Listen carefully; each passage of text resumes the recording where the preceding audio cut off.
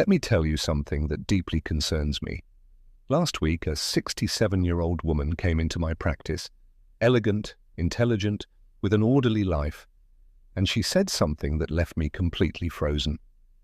"Dr. Rizzo, I have fallen in love and I feel like I'm losing control of my life." And you know what I discovered in that moment? That falling in love after the age of 60 is no longer the same. And I'm not talking about romance or fairy tales. I'm talking about real dangers that hardly anyone dares to speak about. Because you see, when you have built a life at this age, with fixed routines and hard-won independence, love can become an emotional tsunami that sweeps everything away. And here comes the truly disturbing part. Most people over 60 keep making the same fatal mistakes. Mistakes that cost them their autonomy, their inner peace, and in the worst case, even their fortune. But before I continue, if this topic seems important to you, give this video a like now. And if you want to receive more content that can protect you in this phase of life and help you make better decisions, subscribe to the channel. This kind of information can make an enormous difference not only for you, but also for someone you love. Make sure to stay tuned because what I will reveal today could save you from one of the most painful experiences you can have at this age. And no, I am not exaggerating. Let's go straight to the core. The first deadly danger of love after 60 has a very specific name: confusing loneliness with love. And listen to me carefully now because this is crucial. When you reach 60, it is very likely that you have experienced significant losses. Perhaps you are widowed, perhaps you divorced after decades of marriage, or your children have long since moved out, built their own families, and suddenly your home feels too big and too quiet. This loneliness, this feeling of emptiness, is like an open wound. And when someone appears who gives you attention, who listens to you, who makes you visible again, then your brain does something extremely dangerous. It labels that feeling of relief as love, but it isn't. Let me be brutally honest. In over 30 years of clinical experience, I have seen wonderful, intelligent people with successful careers plunge into catastrophic relationships simply because they could not distinguish between the need for company and real love. And do you know what is the most frightening part of it? That this confusion after 60 has far more serious consequences than at 20 or 30. Why? Because time feels different at this age. You feel an existential urgency. I have no time to lose, you tell yourself. This could be my last chance at happiness. And precisely this feeling makes you skip essential steps.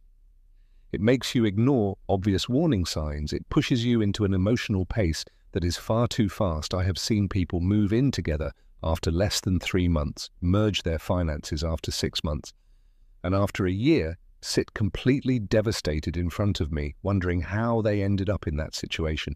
Because here comes the uncomfortable truth no one wants to hear. Loneliness is healed through human connection. Not necessarily through romance. Your need for closeness can be fulfilled through deep friendships, group activities, community projects, or rediscovering forgotten passions.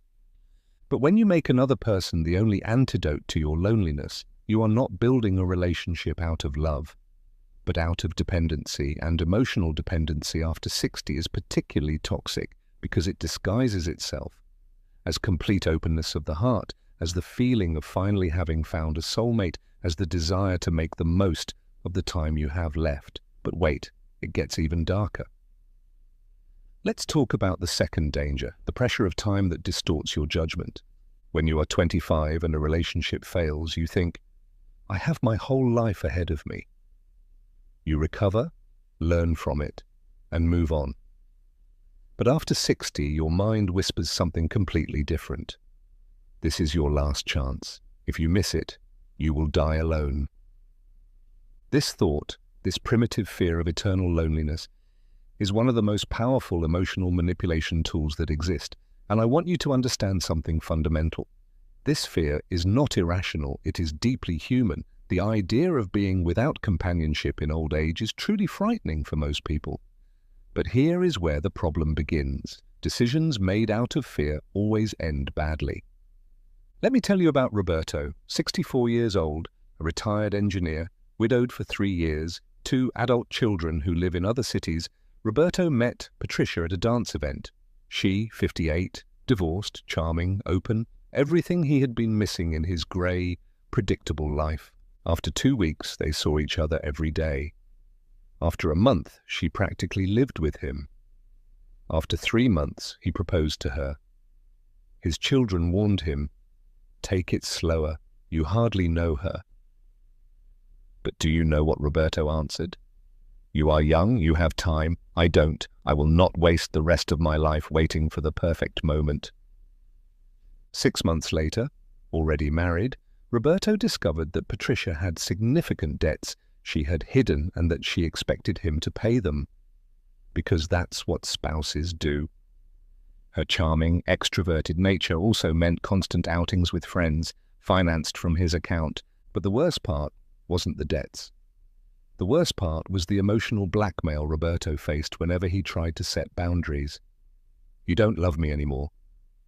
You regret marrying me. Maybe I should leave and let you be alone again, just like before." And that is the perfect trap. Roberto, in a panic at the thought of being alone again, kept giving in. He lost his inner peace, his autonomy, his relationship with his children, and a large part of his fortune, all because he made decisions from a feeling of now or never. But here comes something that hardly anyone tells you. This time, pressure is an illusion. Yes, you heard correctly, an illusion. The idea that after 60 time is running out to find love is a mental construct reinforced by fear.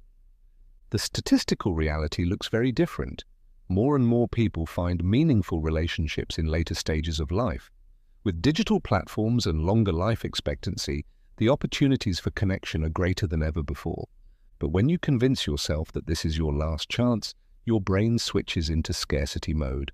And in scarcity mode, you accept the unacceptable, you tolerate the intolerable, you ignore the obvious. Because in a mind distorted by fear, any company seems better than none. And you know what? That is wrong. A dangerous lie, a bad relationship after 60 not only makes you unhappy, it can actually make you ill. The chronic stress of a toxic relationship weakens the immune system, increases the risk of cardiovascular disease, and harms mental health. Being alone is infinitely better than being poorly accompanied, especially after 60, but it goes further. There is a third danger, even more insidious. We need to talk about something many consider taboo, but which is absolutely crucial: money and wealth in late-life relationships. And before you think, how materialistic, let me be clear. This is not about being calculating or distrustful. It is about protecting yourself. Because here is the brutal reality. After 60, you most likely have something to protect. Perhaps a paid-off house after decades of hard work, your retirement savings, investments, wealth you want to leave to your children. And unfortunately, there are people who deliberately seek relationships with older adults for financial reasons. Yes, it is that harsh. I am not claiming that every person who approaches you after 60 has dark intentions. Most are honest, but emotional and financial predators exist. And after 60, you are an especially attractive target. Why? First, because you probably have resources. Second, because loneliness makes you more emotionally vulnerable. And third, because your generation is often more trusting, less suspicious than younger generations who grew up in the digital age. Let me tell you about Mercedes. 66 years old, retired university professor, decent pension, her own house in a good area. She met Javier in a cafe. Hey, 62, polite, attentive, educated. He sent her flowers, called her daily, recited poems. Mercedes was thrilled. After years of loneliness, she had finally found someone who appreciated her. After 4 months of dating, Javier told her he was having temporary financial difficulties. His company had gone bankrupt, he had debts, but he would soon sort it all out because a project was almost completed. Mercedes, in love, lent him money. "It's only temporary," she told herself. "He would do the same for me." 2 months later, Javier needed more money to finally complete the project. Mercedes took out a mortgage on her house, and you can imagine the ending. Javier disappeared with the money, Mercedes lost her house, At 66, she had to move into a small apartment, start working again, and face the reproaches of her children, who had warned her again and again. And the worst part was not even the financial loss. The worst part was the loss of her self-confidence. "How could I have been so stupid?" she said during the session. "I am an educated, intelligent woman. How could I let myself be deceived like that?" But Mercedes was not stupid. Mercedes was human. Love, especially when mixed with loneliness and longing, clouds judgment. It makes you want to believe, it makes you overlook contradictions, it makes you justify questionable behavior. And here is the crucial point. Predators know exactly how to detect emotional vulnerabilities. They know exactly what to say, how to make someone who felt invisible for a long time feel special again, how to create artificially accelerated intimacy, how to ask for small favors that slowly turn into exploitation. And this is not only about direct money. Manipulation can look much more subtle. Maybe he asks you to transfer a property into his name to simplify things. Maybe he tries to convince you to change your will, to isolate you from your family and friends because they don't understand your love. Maybe he moves into your house without contributing financially. Maybe he uses your credit cards or wants you to co-sign his debts. And you know what the most perverse thing is? These demands usually come wrapped in the language of love. "If you really loved me, I thought we were a team. Don't you trust me?" So what to do? Fall into paranoia? Distrust everyone? No. But a healthy level of self-protection is essential. Never mix financial commitments before you truly know someone. And by truly, I mean at least 1 year of a stable relationship. Talk to your children or people you trust before making financial decisions involving your partner. Keep separate accounts, always. Protect your assets legally, and if you want to marry or live together, consider a prenuptial agreement. It doesn't sound romantic, but it is wise, because here is the truth. Real love respects your autonomy and your financial security. If someone applies pressure, emotionally manipulates you, or makes you feel guilty because you want to protect your wealth, then that person does not love you. They are using you. But there is another danger that hardly anyone talks about, and it is crucial: the incompatibility of two fully lived life stories. This is something that hardly matters at 20, but at 60, it can become monumental. At that age, both people bring decades of experiences, wounds, habits, and worldviews. You are no longer blank pages with it all.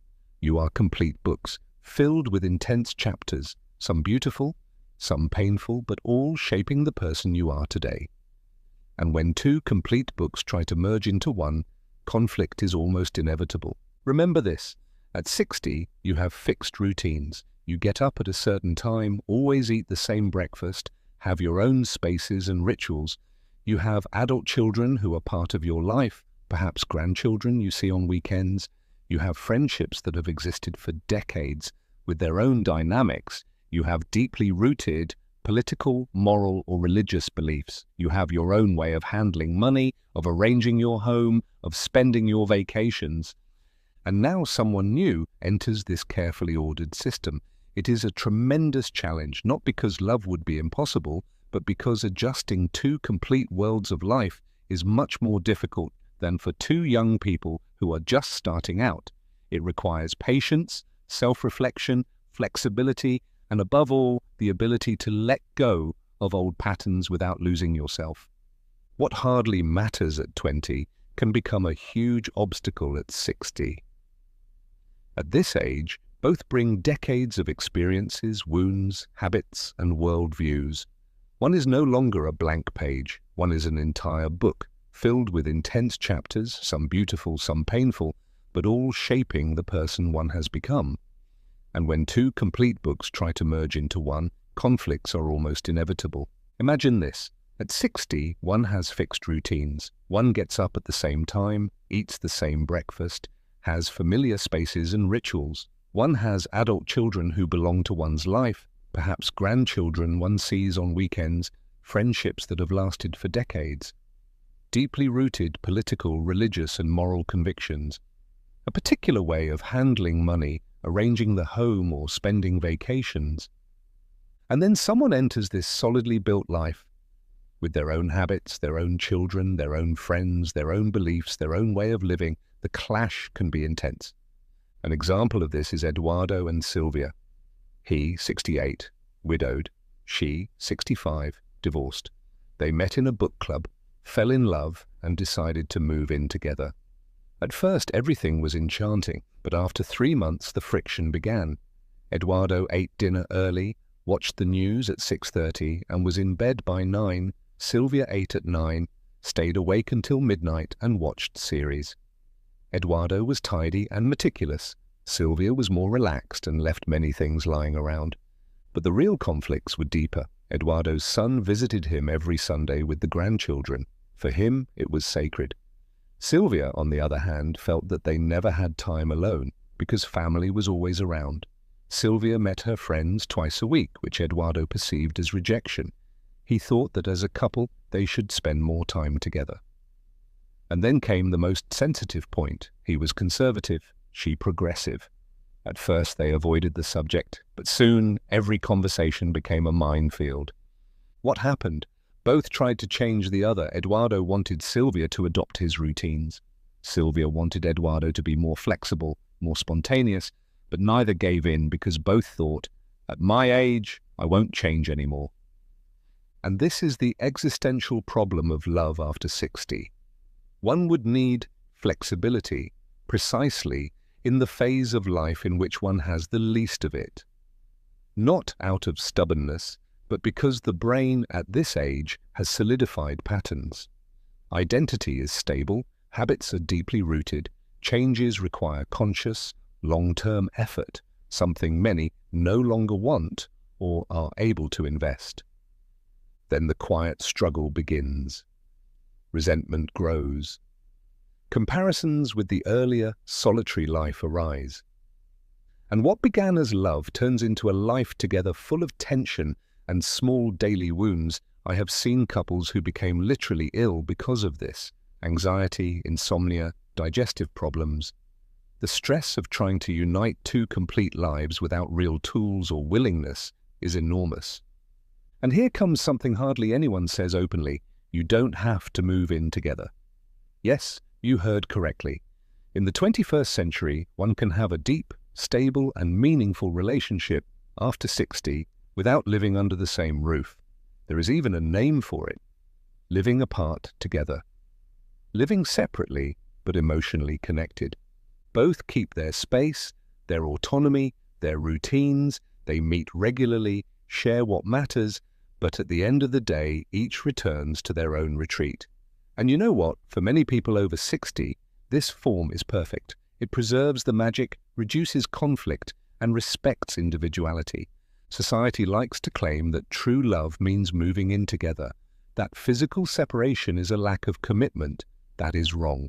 It is just an outdated cultural pressure. True connection does not show itself by sharing a roof, but by respecting each other, supporting each other, and being emotionally present.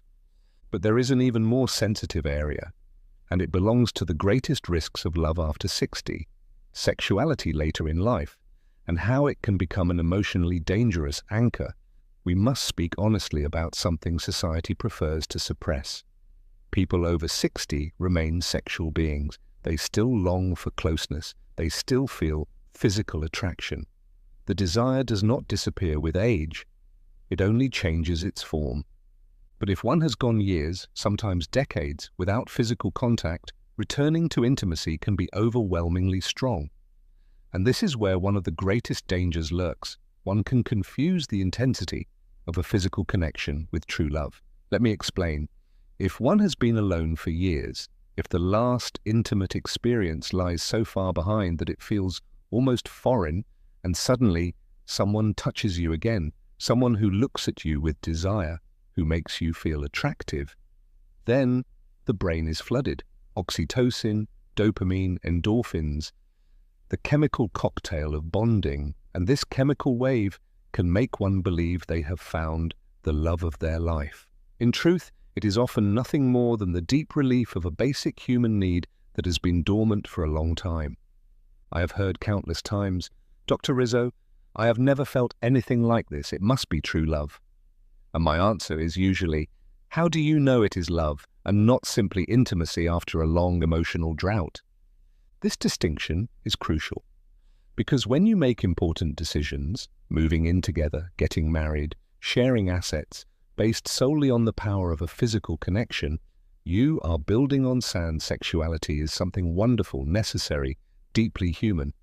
But it is not enough. And after 60, the confusion between desire and love can lead you to attach yourself to people who are emotionally or morally completely unsuitable. There is also another aspect that hardly anyone speaks about openly, the pressure to perform. Yes, after 60 bodies change completely naturally, yet many suddenly feel the obligation to function, to disappoint no one, to prove that they are still desirable. This pressure leads people to tolerate behaviors they would never have accepted before. I have seen women who accept a lack of respect simply because they say, "At least I feel desired again," and men who stay in clearly destructive relationships because they think, "She makes me feel young again." Physical closeness can become a golden trap, pleasant, intoxicating, but dangerously binding, a trap that keeps you tied to relationships that offer little emotionally. But here lies a liberating truth. You deserve a relationship in which everything is aligned: respect, communication, emotional support, compatibility, and yes, also physical joy. You do not have to choose between love and desire. You do not have to settle for, "At least someone touches me." You deserve a connection that is complete, honest, and balanced. Because if you settle for less, you not only deprive yourself of a healthy relationship, you also close off the possibility of a love that lifts you up instead of hollowing you out. This pressure can lead you to tolerate behaviors you would never have accepted before, simply out of fear of losing the physical affirmation you have lacked. For so long I have seen women endure emotional disrespect just because they say, "At least I feel desired again," and men who stay in clearly destructive relationships because this closeness gives them the feeling of being young again. Physical intimacy can become a golden but dangerously addictive trap, pleasant, comforting, yet binding in a way that keeps you in relationships that do not nourish you emotionally. And this is where a liberating truth lies. You deserve a relationship in which everything fits, in which respect, communication, emotional support, true compatibility, and yes, physical pleasure come together. You do not have to choose between love and desire. You do not have to settle for, "At least someone touches me." You deserve a complete, honest, and balanced connection. Because if you accept less, you rob yourself not only of the chance for a healthy relationship, you also close the door to a love that strengthens you instead of exhausting you. But there is one final danger, perhaps the most painful of all. The sixth and final point: the devastating impact that a poorly chosen relationship can have on your family and your emotional legacy. After 60, you are no longer just yourself. You are part of an entire network of relationships: children, grandchildren, siblings, friends, people who have accompanied you your whole life. And when you bring a new partner into this network, especially too quickly or thoughtlessly, the consequences can be enormous. I have seen entire families break apart because of poorly managed late-life relationships. Children cut off contact because they feel that a stranger is intruding and manipulating their parent. Grandchildren lose their connection to their grandparents. Inheritances dissipate. Family traditions fall apart because the new partner sets new rules. And the most painful part, many of these breaks are irreversible. Let me tell you about Carlos, 69 years old, father of 3 children, grandfather of 5, widowed for 4 years. He met Lucia and fell passionately in love. When his children asked him to take things slowly, he accused them of selfishness. Lucia fueled this conflict skillfully. "Your children only want your money. I am the only one who truly loves you." Blinded by infatuation, Carlos distanced himself from his family. He changed his will, cancelled family gatherings, and gradually lost everything that had supported him. 3 years later, the relationship ended abruptly. Lucia disappeared and took a significant part of his assets with her. When Carlos tried to reconcile with his children, it was too late. The wounds were deep. Only one of his children returned. The other two never forgave him. Carlos died 2 years later. Surrounded by silence, that is the real price of impulsive decisions after 60. It is not just about your happiness, it is about the emotional legacy of your entire life. Think about it. You have built relationships for decades. You were there for birthdays, graduations, weddings. You held your grandchildren in your arms, created memories that are part of your life story, and all of that can fall apart in a few months because of a wrong relationship. Yes, it can happen. And there is one thing you must understand. Your adult children have the right to worry, not because they want to control you, but because they love you, because they see warning signs you overlook in the intoxication of infatuation. I have often heard, "My children don't want me to be happy." In most cases, that is not true. They do not want you to be hurt, manipulated, or exploited. They do not want to watch someone who has only recently entered your life destroy everything you have built together over half a century. That does not mean that your children should decide for you. Your autonomy is sacred. But it does mean that you should listen to them. Listen without judgment. Weigh things without closing yourself off. Sometimes emotional distance gives a clarity you yourself cannot have. Let me show you the other side, what a healthy story looks like. Maria, 65, met Roberto. Her children were skeptical at first, but she listened to them. She introduced Roberto gently, without rushed changes. She kept her traditions, her gatherings, her separate finances. Roberto respected that. He did not push, did not isolate, did not divide. Over time, he earned everyone's trust. 2 years later, Maria's family accepted him because they saw that his love enriched her life rather than diminished it. That is the key. Balance. You can have a new relationship and at the same time preserve your family ties. It is not a choice between one or the other, but if your new partner forces you to choose, distances you from your loved ones, or turns you against them, then that is a gigantic warning sign. True love does not separate. True love connects. It respects that your family is a part of you. Anyone who demands that you cut off your story is not looking for love, but control. Isolation is always the first step toward abuse. And I want to leave you with this thought. Your legacy is not measured in money, not in possessions. Your legacy lies in the memories you leave behind, in the relationships you nurture, in the way your family will one day remember you. How do you want to be remembered? As someone who spent their final years in love and respect, or as someone who lost everything because of a relationship that was never worth it? The choice is yours. What you choose today will be the story told about you tomorrow. And what is the conclusion? That one should no longer fall in love after 60? That one must resign oneself to loneliness? Not at all. Love after 60 can be beautiful, deep, and meaningful, often even more mature and fulfilling than any love before. Many tell me that the love they found in this stage of life was the most authentic, calm, and truthful love they ever experienced. And that makes sense. At this age, you know your boundaries, you know what you want and what you do not. You no longer waste time on games or toxic relationships. You seek real companionship, conversations with depth, someone with whom you can share the late sunsets of life. All of that is beautiful, all of that is valuable, but it requires awareness, slowness, and respect for your own life and your own roots. Do not throw yourself into it. Do not give in to the pressure of now or never. Do not confuse loneliness with love. Do not sacrifice your autonomy, your wealth, or your family on the altar of being in love. Because after all these years with older people, I have learned one thing. Temporary loneliness is 1,000 times better than permanent bad company. Being alone is not the worst scenario.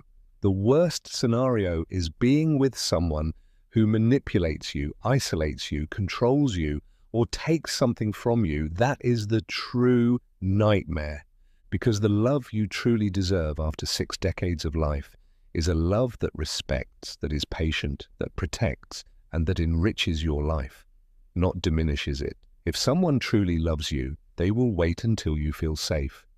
They will respect your pace, appreciate what you have built, and fit into your life without tearing down.